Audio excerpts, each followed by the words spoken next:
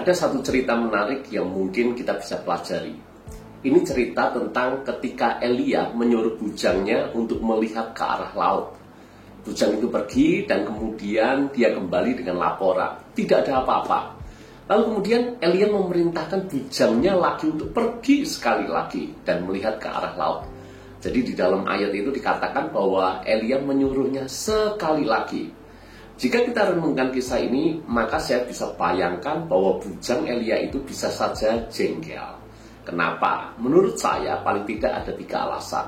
Alasan pertama, Elia itu menyuruhnya sekali lagi, tapi sekali lagi yang diulang-ulang terus, bahkan hingga 7 kali. Jadi siapa yang tidak capek dengan perintah seperti itu? Alasan kedua, seolah-olah si bujang ini melakukan sesuatu yang sia-sia, karena nggak ada perubahan sama sekali. Dan alasan ketiga, perintah Elia itu cukup berat dan melelahkan, karena ia berarti harus naik ke atas dan turun kembali, naik ke atas, turun kembali hingga 7 kali. Jika kita udah jengkel, capek, dan merasa melakukan sesuatu yang sia-sia, maka apa yang kita lakukan cenderung asal-asalan. Justru disinilah saya melihat hebatnya bujang Elia itu. Walau capek, tapi bujang itu melakukan perintah Elia dengan sungguh-sungguh. Akibatnya, bujang itu bisa melihat awan kecil dan melaporkan hal itu kepada Elia.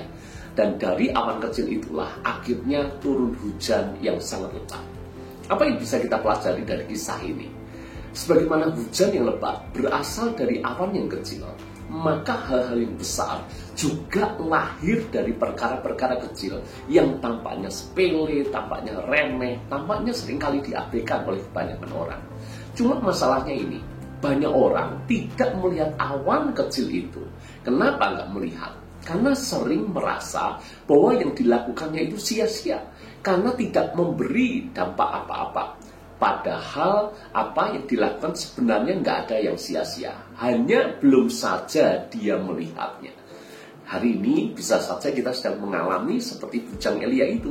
Kita melakukan sesuatu yang tampaknya sia-sia, nggak bawa hasil. Walau demikian, mari belajar untuk tetap taat, untuk tetap setia, dan untuk tetap tekun. Dengan ketekunan, maka kita bisa melihat awan kecil pasti muncul pada akhirnya. Dan begitu melihat awan kecil itu, percayalah bahwa Tuhan sedang bekerja di tengah-tengah kita.